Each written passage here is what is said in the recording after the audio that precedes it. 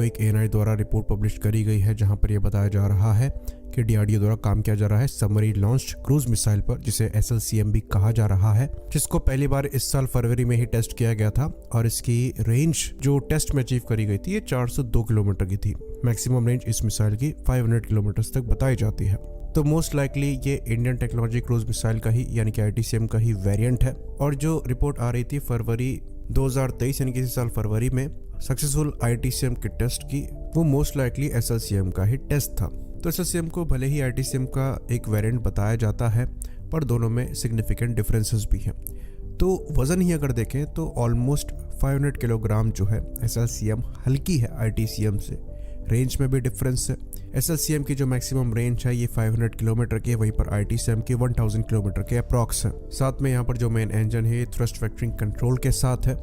और इस मिसाइल के 2 वर्जन और बनने हैं, जो कि लैंड अटैक क्रूज मिसाइल होगी और एंटीशिप क्रूज मिसाइल होगी। तो ये छोटी मोटी बात नहीं है, ये काफी सिग्निफिकेंट डेवलपमेंट है, क्योंकि इस कैटेगरी में जो क्रूज मिसाइल्स हैं ये हमारी किसी और सबमरीन द्वारा फायर नहीं करी जाती हैं। तो जो रशियन किलो क्लास की सबमरीन हम ऑपरेट करते हैं सिंधु घोष फैमिली की, उनके साथ क्लब एस मिसाइल जो है ये सर्विस में है, पर मोस्ट लाइकली उनकी जो मैक्सिमम रेंज है ये 300 किलोमीटर के अप्रॉक्स है। वहीं पर जो हमारी स्कॉर्पियन क्लास की सबमरीन है कलवरी फैमिली को बिलोंग करती हुई, उनसे कोई भी एंटीशिप क्रूज मिसाइल फायर नहीं करी जाती है।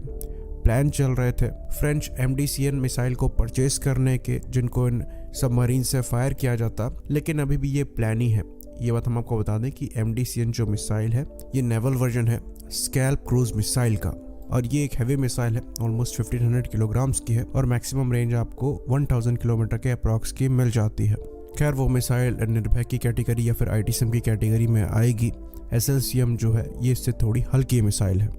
तो SLCM का जो टेस्ट फरवरी में कंडक्ट किया गया था, इसमें कई चीज़ों को प्रूव किया गया, जिसमें थ्रस्ट वेक्टरिंग कंट्रोल थे, उसके बाद इन फ्लाइट विंग डिप्लॉयमेंट था, फिर इन फ्लाइट इंजन स्टार्ट था, जिसके बाद मैक्सिमम 402 किलोमीटर की रेंज में इस मिसाइल को टेस्ट किया गया। तो जब से एयरआई ने ये न्यूज़ ब्रेक करी है कि SLCM का जो टेस्ट है वो किया गया है, कई वीडियोज आए हैं जिसमें कई मिसकंसेप्शंस भी हैं। कई जगह पर यह क्लेम किया जा रहा है कि ये जो SLCM मिसाइल है ये लॉन्गेस्ट रेंज की क्रूज मिसाइल है, जो कि टॉर्पीडो ट्यूब से लॉन्च की जा सकती है।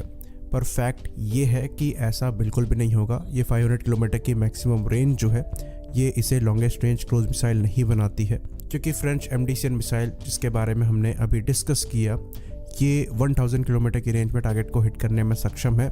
सबमरीन लॉन्च्ड वर्जन से ये लॉन्गेस्ट रेंज की क्रूज मिसाइल होंगी और ये बाराकोडा क्लास की सबमरीन से फायर करी जाती हैं, जो कि वर्टिकल लॉन्चिंग सिस्टम्स के साथ नहीं आती। तो ये टॉर्पीडो ट्यूब से ही लॉन्च करी जाती हैं। पर यहाँ पर रिकॉर्ड बनाने की बात नहीं है, SLCM वैसे ही काफ़ी कैपेबल है। बाकी जो दूसरी मिसाइल्स हमारे द्वारा फायर करी जाती हैं, जिसमें एक्सोसेट और हार्पून जैसी मिसाइल्स हो गई, ये एंटीशिप मिसाइल्स ज़रूर है पर क्रूज मिसाइल्स नहीं है। अगर हम सबमरीन लॉन्च क्रूज मिसाइल की बात करेंगे तो खाली एक ही सबमरीन लॉन्च क्रूज मिसाइल हम इस्तेमाल करते हैं, और ये रशियन क्लब एस है, जो कि हमें 300 किलोमीटर की मैक्सिमम रेंज देती है, और ये भी टॉर्पीडो ट्यूब से ही लॉन्च करी जाती है। तो इससे ज़्यादा कैपेबल हमारी खुद की SLCM होने वाली है। बाकी VLS के ऐड होने के बाद डेफिनेटली आप ज़्यादा हैवियर वेपन्स को फायर कर सकते हैं, लेकिन अगर हम VLS को अपनी सबमरीन्स में लगाएंगे भी तो फ्यूचर में गोल होगा ब्रह्मोस जैसी एंटीशिप मिसाइल्स को लॉन्च करने का, क्योंकि परेशानी यहाँ पर डायमीटर की भी है। आप अगर देखें तो निर्भय का जो डायमीटर है उससे जो SLCM का डायमीटर है ये कम रखने की कोशिश करी गई है। जो टॉर्पीडो लॉन्च ट्यूब होती है, इनका डायमीटर जो होता है ये 533 mm टॉर्पीडोज को लॉन्च करने के हिसाब से होता है। तो यहाँ पर मिसाइल्स का जो डायमीटर है ये अप्रॉक्सीमेटली 500 mm के आसपास रखने की कोशिश करी जाती है अगर उन्हें टॉर्पीडो ट्यूब से लॉन्च करना है। तो इसलिए आप SLCM में देखेंगे कि निर्भय के मुकाबले या फिर ITCM के मुकाबले डायमीटर को कम रखा गया है। लंबाई में भी डिफरेंस है पर बहुत ज़्यादा सिग्निफिकेंट नहीं है। तो हमें पर्सनली ऐसा लगता है कि फ्यूचर में SLCM की रेंज को भी बढ़ाया जाएगा। हो सकता है इसके फ्यूचर वर्जन्स आए जहाँ पर हम ज़्यादा रेंजेस को देखें, पर फिलहाल के लिए ये जो डेवलपमेंट है काफ़ी ज़्यादा सिग्निफिकेंट है और अच्छी खासी पॉसिबिलिटी है कि इसके एयर लॉन्च वर्जन पर भी काम किया जाए, जहाँ पर हम इस पर्टिकुलर मिसाइल की मैक्सिमम रेंज में सिग्निफिकेंट इंक्रीज देख सकते हैं। बाकी ये ऑलमोस्ट कम्प्लीटली इंडिजिनस होगी, तो हम इनको मास प्रोड्यूस भी कर रहे होंगे। कुछ ही दिनों पहले हमने रिपोर्ट किया था मानिक इंजन के मास प्रोडक्शन को यहाँ पर देखा जा रहा है, जिसके अंतर्गत इनिशियली 300 के अप्रॉक्स इंजन बनने हैं, तो वो इन्हीं क्रूज मिसाइल्स के लिए है। खैर अब ये जो टेस्टिंग का पीरियड है ये थोड़ा और लंबा चलेगा और मोस्ट लाइकली अगर हम इनका सर्विस इंडक्शन देखकर चल रहे हैं तो 5 से 6 साल तो लगेंगे।